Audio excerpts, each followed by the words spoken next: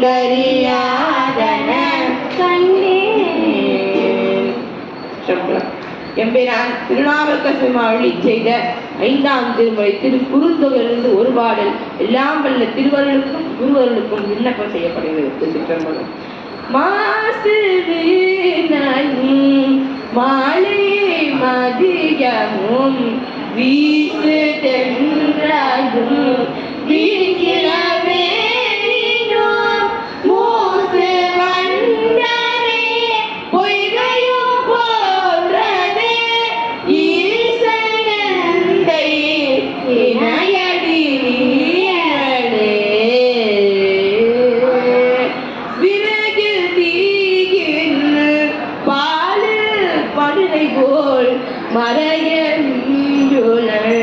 மாமணி சோதியார் உறவு கோல் நட்டு உணர்வு கயிற்றினால் முருக வாங்கி கடல முன்னெட்டுமே.